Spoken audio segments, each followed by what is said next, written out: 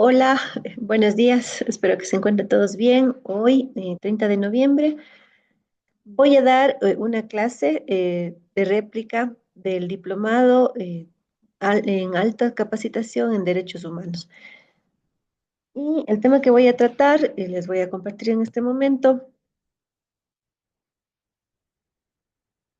paciencia.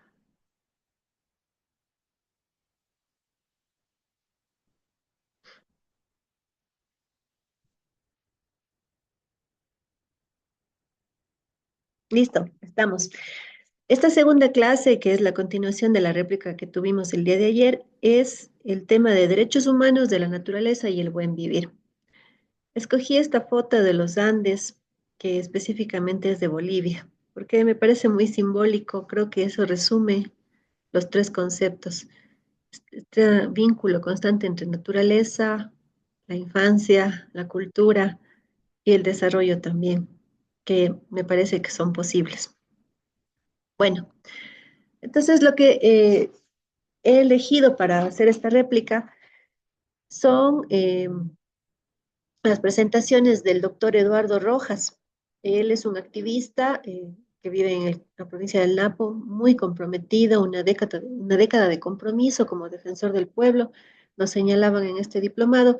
Y cuando él dio su clase, bueno, estuvo acompañado también con otros dos ponentes también muy buenos, excelentes, que se enfocaban también en temas de la naturaleza como el agua y la normativa. Sin embargo, yo he elegido específicamente las reflexiones de Eduardo Rojas porque me parecían que juntaba toda la problemática que sobre el ambiente tiene el país en general. Entonces, él empezaba con esta frase, ¿no? De nada sirve contar con derechos humanos si no los podemos ejercer y la participación ciudadana es la que nos permite esta exigibilidad de derechos. Como ven, sí, los derechos humanos están presentes en toda la normativa del Ecuador y tiene mucha relación con los derechos de la naturaleza. Y mientras estos se ejercen, son útiles, son funcionales, pueden avanzar, pueden progresar, pueden mejorarse.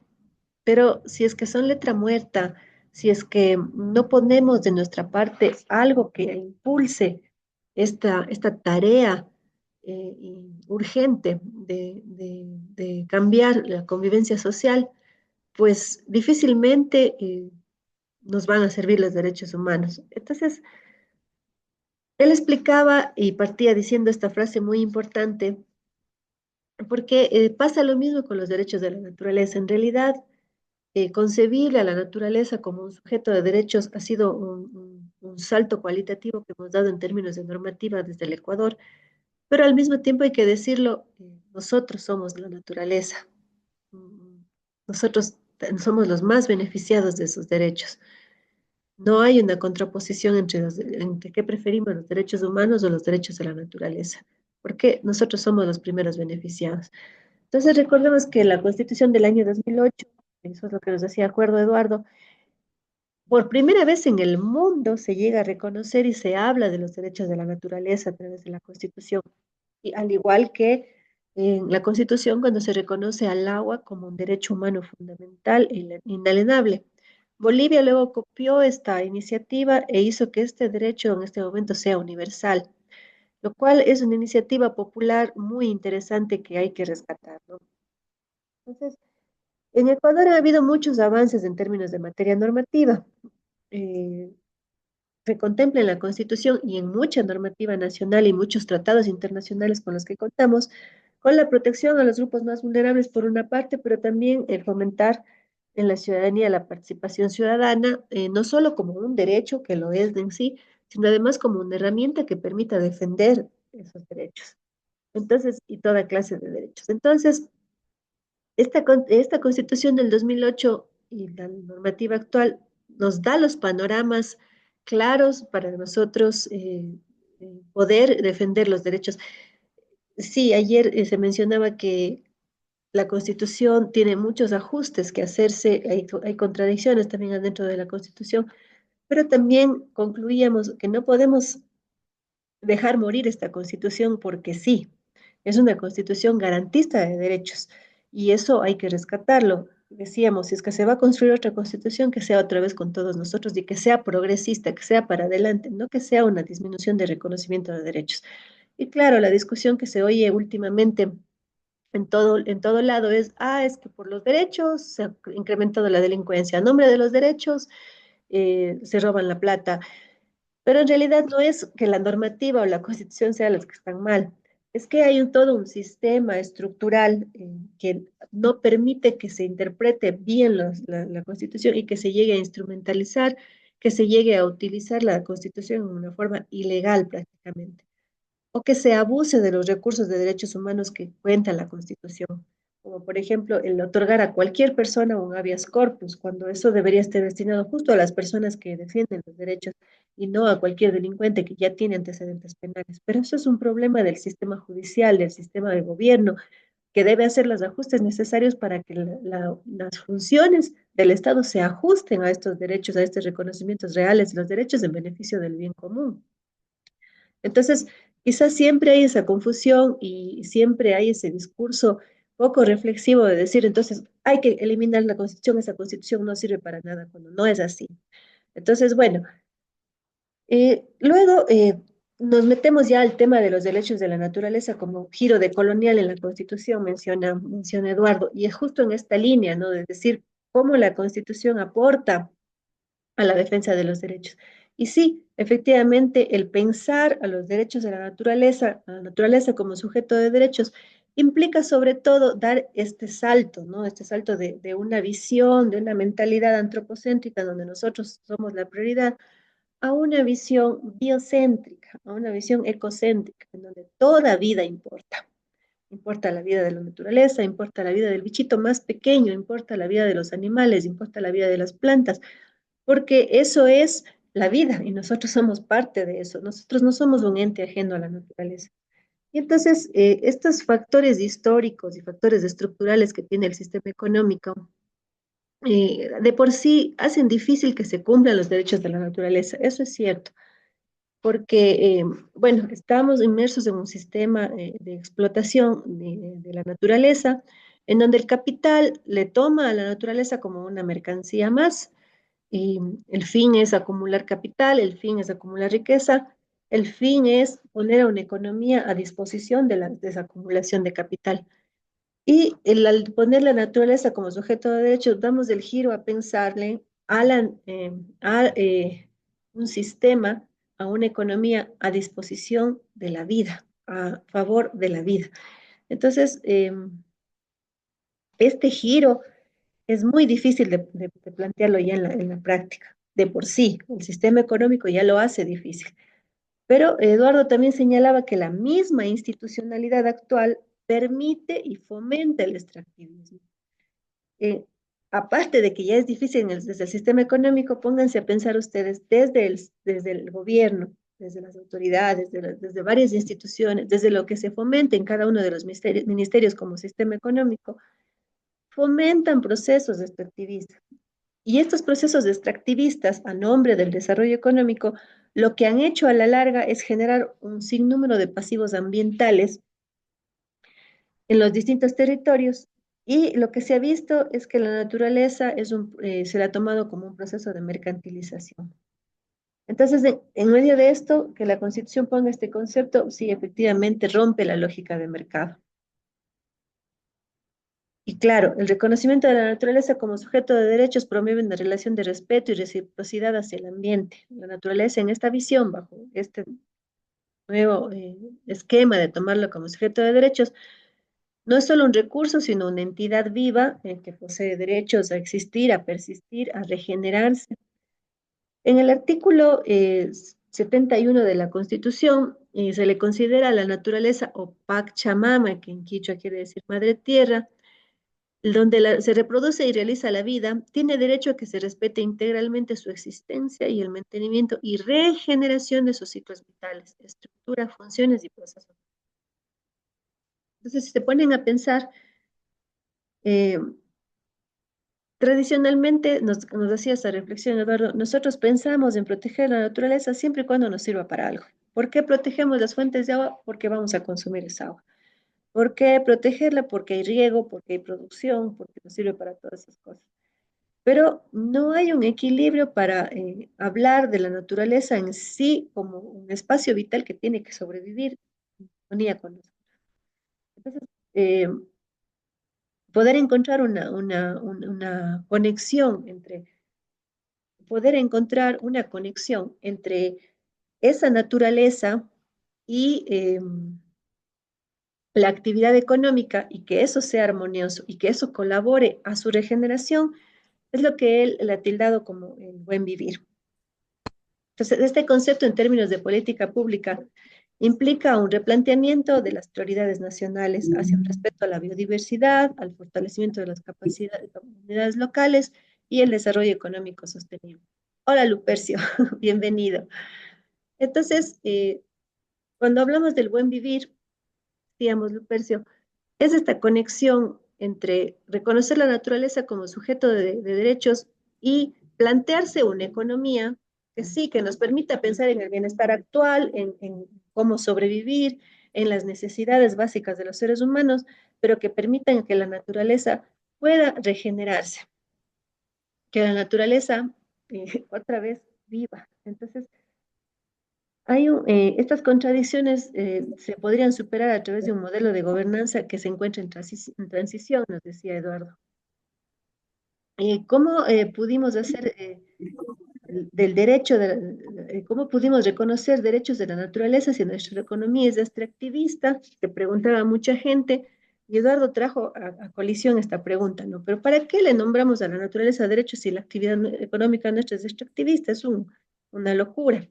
Pero él decía, Eduardo decía, no, la locura mayor es pensar.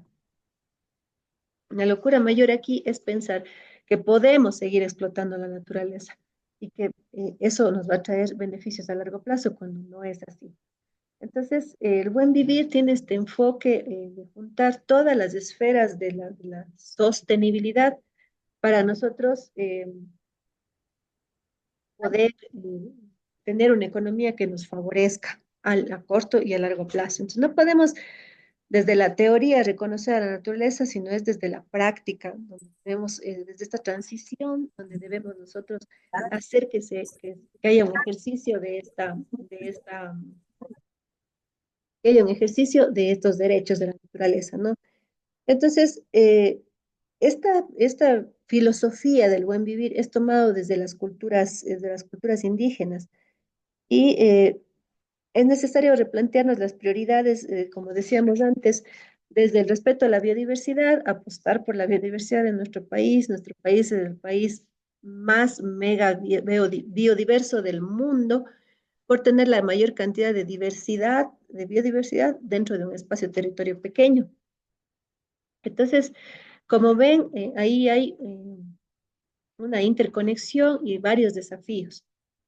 Estos desafíos, estas interconexiones entre tratar, de procurar de tener una economía alternativa y estos desafíos nos dan cuenta de que la defensa de los derechos de la naturaleza han sido una herramienta importante para las comunidades indígenas y otros grupos que buscan proteger sus territorios de proyectos que amenazan sus modos de vida. Y de ejemplos tenemos una infinidad. Entonces, de aquí, la experiencia que tenemos en el Ecuador, nos hablaba Eduardo, quería presentar en primer lugar fotografías de lo que es nuestra selva todavía, de lo que es nuestro hermoso bosque de Yasuní, y cómo estas mujeres valiosas, estos cuatro dirigentes, junto con toda su comunidad en Amuay, que es una comunidad guaraní, enfrentaron a la mismísima Chevron Texaco, salvando a nuestra Amazonía, que bueno, una cosa es las demandas porque vuelva vuelvan nuestros derechos, pero luego cuando ya ganamos eso, nos queda la siguiente lucha, que es hacer cumplir las sentencias que hemos ganado.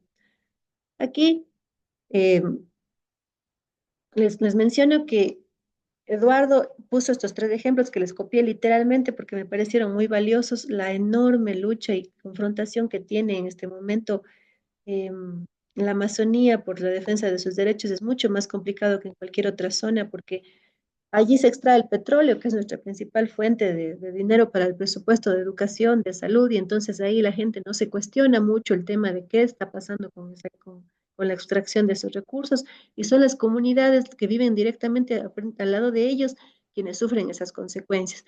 Entonces, aquí él mencionaba que había una acción de protección en contra de actividades mineras metálicas, una primera en donde se ordenó que se remedien los pasivos ambientales por actividades mineras ilegales, otra pues, en el tema de mineros de áridos y pétreos, y otra en la actividad también de mineros de áridos y pétreos, en donde se ordena la reversión de la concesión minera y la remediación de los pasivos ambientales en el río Napo. Esto es muy importante, estas tres acciones, porque son acciones que no que tomaron años para que se lleguen a ejecutar, entre 2 a 10 años unas y otras. Entonces, para considerar la magnitud de lo que implica la explotación de los recursos naturales en el Ecuador, ¿no? Y bien, yo he traído otras experiencias, que esto también las mencionó Eduardo y yo he querido ampliarlas porque son muy interesantes como para abrir el debate. Aquí nosotros tenemos INTA, ¿no? Si ustedes ven, este hermoso bosque es defendido por esta comunidad y que se le ve unida y que a cambio recibe mucha represión por parte del Estado. Y nosotros vemos eso desde lejos, extendemos la solidaridad, pero solo ellos saben lo que están viviendo en este momento dentro de esta zona de INTA, este hermoso páramo, que esta gente tan valiosa, tan unida, ha defendido para todo el Ecuador prácticamente. Y bueno, también hablar de que no solamente es desde lo rural que se está luchando por los derechos de la naturaleza. Hay otros espacios también importantes, como por ejemplo el espacio del reciclaje. Son personas, son mujeres, hombres, sobre todo mujeres, que a pie de vereda recogen todos los días los desechos de las demás personas, separan la basura, vuelven a integrar al sistema económico lo que podría convertirse en basura y lo convierten en material productivo. Esto es muy importante, muy valioso definitivamente. Y en este momento hay dos temas importantes, ¿no? Que estos grupos organizados de reciclaje en forma silenciosa a nivel nacional se han organizado como red y fueron quienes promovieron la ley de economía circular en el país, para que todos los municipios se responsabilicen obligatoriamente por los residuos que pueden ser reciclables, pero además con un compromiso y un procedimiento específico que es no cambiar a los recicladores por la tecnología de punta, sino que se siga manteniendo este ejercicio como su actividad laboral.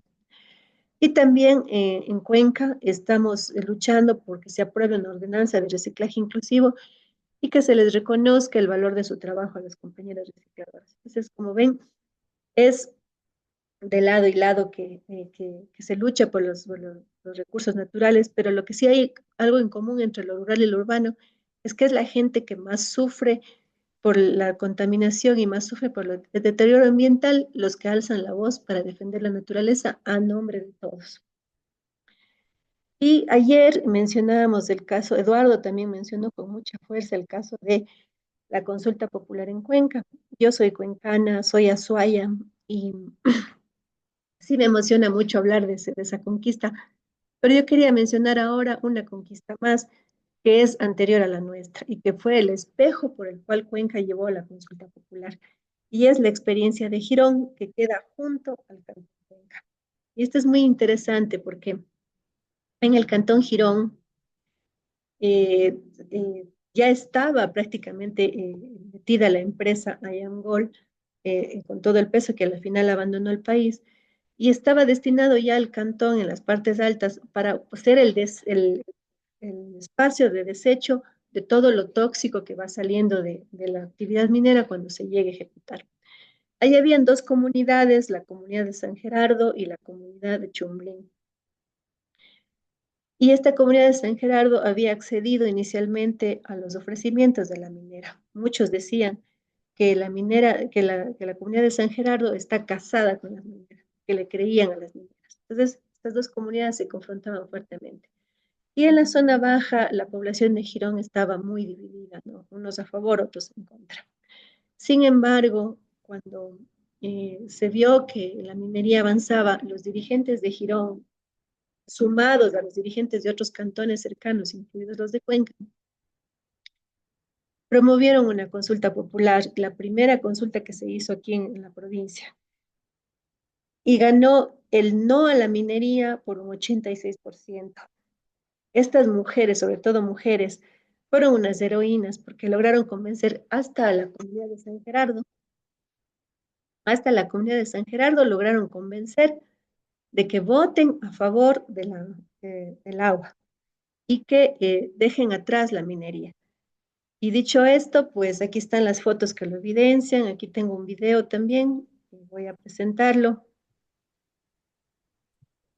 a ver si se conecta y me dicen si es que se ve. Me dicen, compañeros, si es que el Buenos video puede días, ser. doctora, sí se puede. Buenos días, compañera ponente, Rosario, sí ¿cómo se está? pueden ver. Hola, Excelente exposición. Mucho gusto, buenos días. Gracias por ese gracias. gran aporte. Muchas gracias, muy amable. Gracias. Entonces, quería ver si es que el video, me dicen si es que el video se puede escuchar, ¿no? ¿Sí? ¿Se escuchó? Las fotografías, mi estimada doctora, se pueden visualizar. Yo no puedo acceder al video, que hay que entrar a ese link, doctora. No, en realidad ya lo estaba compartiendo. Voy a compartir directamente el video para que lo puedan ver. Eso voy a hacer. Gracias. Un segundito, porque ayer sí le puse un video y sí se había visto. Entonces, justo Sí, sobre este ayer tema, sí observamos el video, sí vimos ayer el video, ya, entonces voy a compartirlo en la más. noche que usted nos ayudó. Ajá. Ya, aquí está. A ver, compartir. Ya, ahí me indican. ¿Se escucha? ¿Se ve? Ya, perfecto.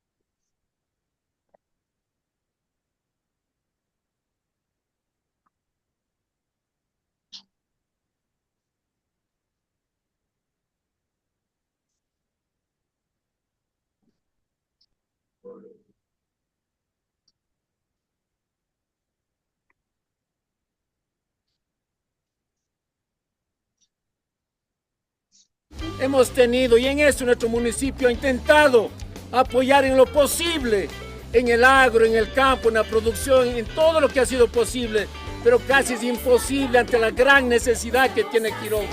Yo le ruego, señor prefecto, estoy seguro que no va a ser fácil arrancar, pero le veo los afanes, el cariño y el amor que ha puesto a la provincia, mi respaldo para que esa prefectura responda a los sistemas de agua de riego, responda a nuestra producción, responda a nuestra comercialización de nuestro Quirón. Cuente con nosotros todo lo que podamos hacer, cuente con nuestras manos abiertas para hacerlo, pero luego en Mingas trataremos de cumplir con nuestras necesidades importantes de riego, producción, vialidad rural. Nada más, señores, señor prefecto y compañeros, cuenten con un amigo para servirles con amor, con consideración y respeto. Muchas gracias. Quirón está cambiando, lo estamos haciendo juntos, trabajamos para todos, todos para ti, siempre para ti. Bueno, en realidad es un video hecho por el GAT municipal, con personajes políticos, pero lo que me interesaba es que pudieran ustedes ver todo el panorama de lo que es el páramo, la gente ahí, allí, y las fotografías que presenté también antes, que me parece importante porque dan cuenta de la dimensión que tiene la lucha que tenemos acá en todo el Azuay, ¿no? Entonces, acabando mi presentación para ya conversar un poco, porque la luz se me va pronto, en media hora exactamente, eh, A ver, ¿dónde está la presentación? La presentación. Acá, ya. Entonces, eso fue previo a lo que pasó en Cuenca, ¿no? Eso fue lo previo a lo que pasó en Cuenca.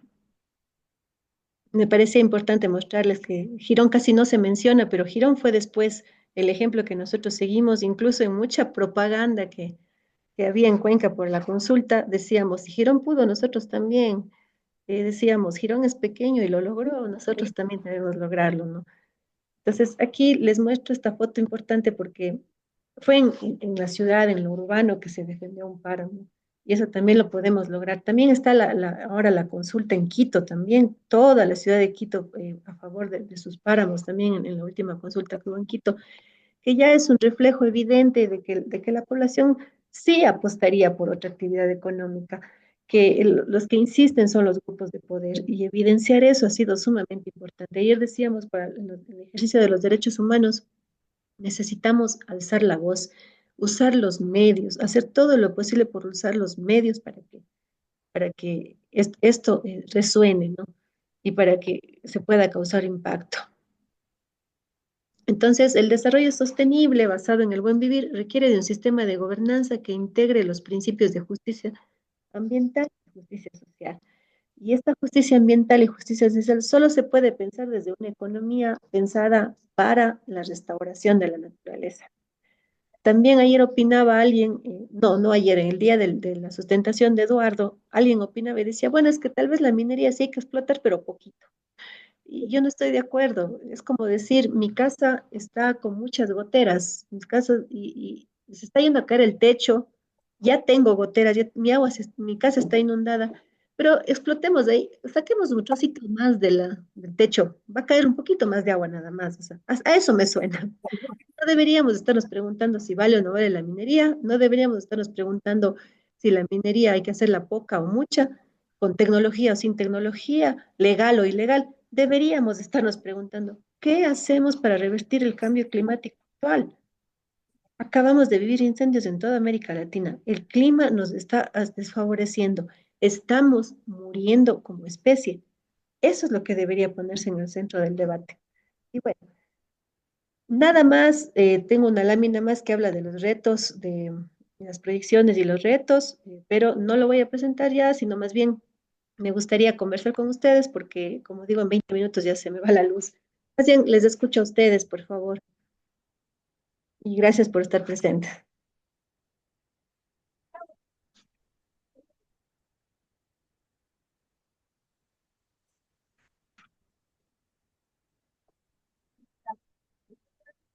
Lupercio, buenos días.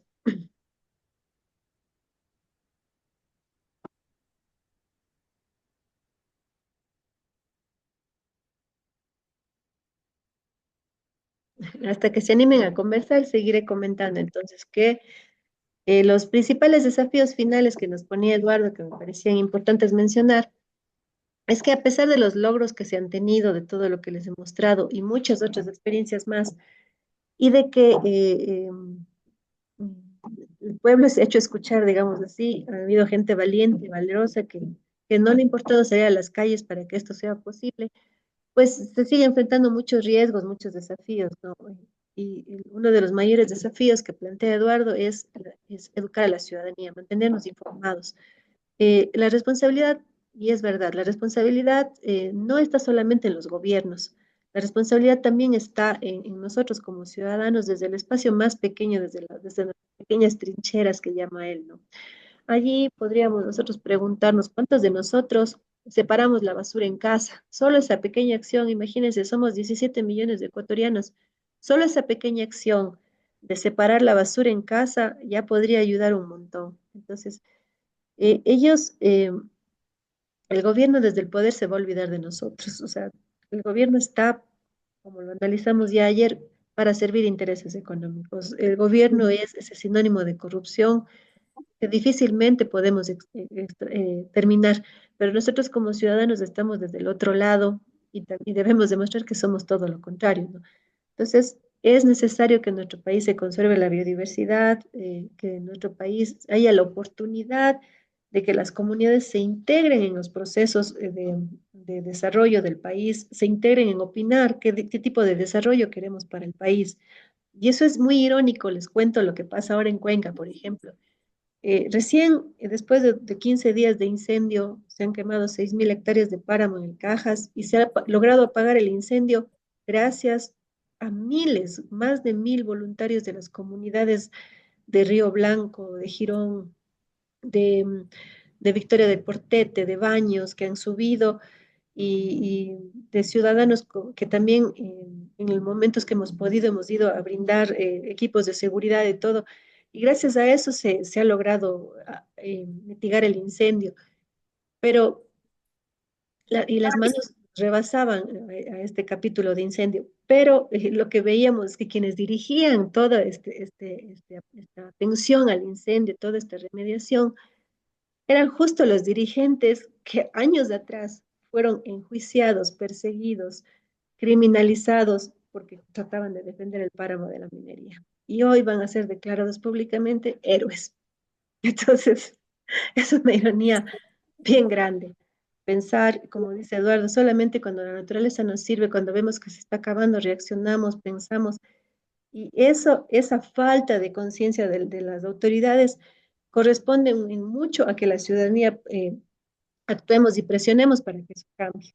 Entonces, falta mucho en la práctica, pero tenemos una buena normativa, es lo que la alentaba también Eduardo, y ya necesitamos visibilizar ante el mundo alternativas, experiencias que existen en el país y que por las que debemos apostar para que la naturaleza, para ejercerlos, la naturaleza ejerza el derecho como sujeto de derecho, ¿no? Pero sobre todo, para que aquí a futuro podamos mostrar al mundo que valió la pena apostar por la naturaleza, por la biodiversidad. Eso, compañeros, si no tienen otra opinión más, bueno, esa es mi presentación. Gracias estos 2 días por acompañarme. Ah, ya, Aparicio nos quiere contar algo. Adelante, Aparicio. Buenos días, estimada compañera, compañeros. Aparicio Coyahuaso les saluda desde la ciudad de Machala. En mi caso, laboro para el Ministerio del Ambiente. En la realidad, la problemática ambiental es enorme. Es como la lucha de David contra Goliat, pero en este caso resulta que la fe no es suficiente, se necesita de recurso humano, económico, como para poder paliar toda esa situación. Decir un ejemplo, ¿por qué menciono eso? Porque a partir del que se dio la fusión de muchas instituciones, entre ellas Ministerio del Ambiente y Senagua, hoy en día Ministerio del Ambiente, Agua y Transición Ecológica. Ahí se sacó mucho personal con mucho conocimiento. De todo ese personal, tal vez quedará un 35, 40% exagerando de todo ese personal. Cuando hay problemas ambientales, cuando hay problemas que a veces no se logra, como le dijera, solventar afuera, dicen, ¿y dónde está el ministerio? ¿Y dónde están los técnicos? Claro, todo eso pasó porque se disminuyó el personal, el recurso humano, y por ende también la parte económica.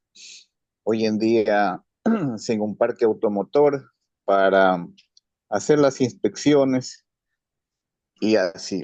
Y no solo esta institución, solo es un ejemplo de las tantas, como serles converso la Armada del Ecuador. Tiene muchas embarcaciones patrulleras para recorrer, patrullar el mar territorial. Sin embargo, ninguna de esas nos sirve. Más bien nosotros tenemos una embarcación habilitada y en esa patrullamos hoy en día gracias a un convenio que tenemos. Entonces es complicado cómo poder cumplir las metas institucionales y cómo poder tratar esa problemática ambiental cuando a los gobiernos no les interesa mucho el tema de la problemática ambiental. Ya mencionaron sobre la minería, sobre los incendios forestales, cacería, tala, desbroce, un sinfín de problemas. Parte de eso se puede educar y sensibilizar con educación ambiental. La normativa es importante, pero también sin recursos no se puede eh, implementar como tal y sin predisposición, en este caso de las altas jerarquías desde arriba, no sirve de mucho. Ahí está como los policías que no podían hacer ni una retención o que eran repelidos por ciertas situaciones que pasaban afuera. Entonces, si no existe esa decisión del gobierno central desde arriba, puede haber la mejor norma del mundo, pero si no existe esa predisposición desde arriba, no sirve de mucho. Entonces, es importante todo aquello de los recursos. Nosotros hemos estado trabajando en educación ambiental con respecto a las áreas protegidas, sus problemáticas, eh, sobre el tráfico de vida silvestre, que es un gran problema, y al menos en las fronteras es más todavía, como ser en El Oro, Huaquillas, pasa cualquier cantidad de vida silvestre de Perú hacia acá. No tanto de nosotros hacia ellos, aunque sí hay incidentes. Pero es un gran problema por la disminución de las poblaciones de las diferentes especies. Como ser ustedes conocerán en cautiverio, loros, monos, tortugas, aves exóticas, peces, tantas especies. Y que consumimos y que contribuimos a la problemática. Entonces, creo que todos debemos de sumar esa sensibilización a la hora de la hora. Si no consumimos alguna, alguna prenda, alguna especie, algún producto constitutivo de la naturaleza que sea prohibido, entonces en ese momento se va a empezar a hacer el cambio. ¿Qué es un producto constitutivo? Cualquier parte del cuerpo de un animal que sea prohibido. Decir un ejemplo, la piel de un animal, las uñas, las garras, los dientes, como se los dientes, digamos, de un lobo marino. ¿Qué se hace con los dientes? Yo qué sé, un collar, no sé, muchas cosas en temas de manualidades. Dicen que hacen hasta escuela para los que saben jugar a los gallos. Y así. Entonces, yo creo que todos podemos contribuir y justamente nosotros tenemos una campaña algo simpática ahora acá en la provincia del Oro que se llama Reacciona contra el tráfico de vida silvestre. Es algo pequeño, pero desde esas pequeñas acciones se puede empezar a hacer mucho en la conciencia y principalmente de los jóvenes y de los niños y justamente está dedicada para aquello. Solo eso nomás, muchas gracias.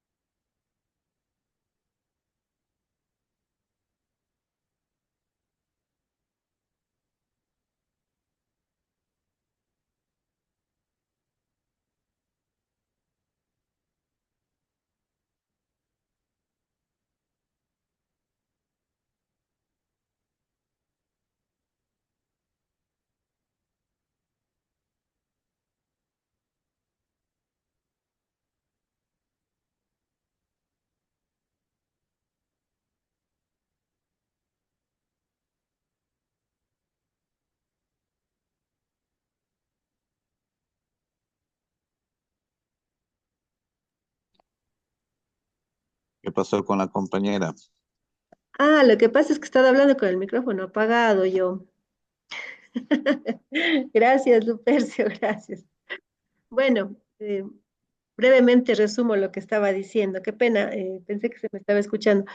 Lo que decía es que sobre las reflexiones de Aparicio, que me parecen muy importantes, sí, o sea, le doy la razón en todo lo que mencionó. Y recalco la frase que él mencionó, ¿no? Esta frase que se señala y dice, la lucha por los derechos de la naturaleza es como el enfrentamiento entre David y Goliat. Es una lucha entre David y Goliat. Tiene toda la razón. Creo que esa es la paradoja, la parábola más significativa con la que se puede representar la lucha de los derechos de la naturaleza. Así que resalto esa frase.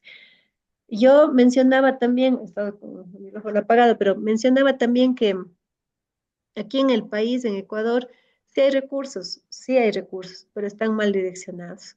Y creo que ese es uno de los ejercicios que la ciudadanía podría hacer para que para que se cuente con la posibilidad de una economía alternativa y de que se ejerzan realmente los derechos en la práctica, ¿no? Los derechos de la naturaleza sobre todo. Y ponía como ejemplo que Plan B recién tuvo una investigación en el año 2023 y cuyos resultados arrojaron que eh, la minera Ecocorriente en el sur del país se les subsidia la energía eléctrica, tienen un costo de 7 centavos por voltio, creo que la familia más pobre del país no paga tampoco. Y esta cantidad de subsidio es casi similar a la cantidad de ingresos que piensa dejar al país en impuestos de la minera. Entonces, que prácticamente mejor no tocábamos ese lugar, nos daba lo mismo. Es más, seguíamos contando con nuestros recursos para hacer cualquier otra cosa, turismo, yo no sé. Y no resulta. Entonces, recursos hay y muchos, pero no siempre están bien destinados. Bueno, y también decía Rosario que, bueno, no soy yo la doctora Jessica, mi nombre es Mariela. Claro, todas estas ponencias van a quedar grabados para que pronto puedan verlo. Voy a subir a mi página de YouTube y compartirle también a Jessica para que de pronto ella también lo ponga en sus redes sociales y todos podamos ver.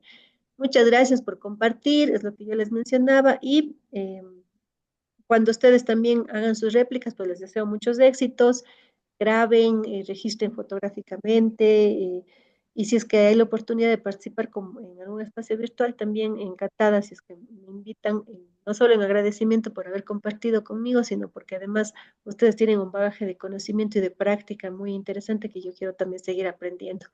Entonces, gracias a todos de corazón y, y ya, terminado el diploma. Una linda experiencia. Bueno, no está Jessica aquí, pero voy a decir estas palabras para que quede grabado en el video.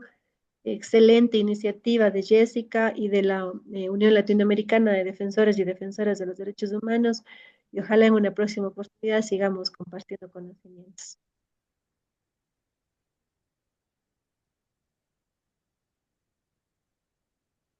Y hasta pronto. Muchas gracias.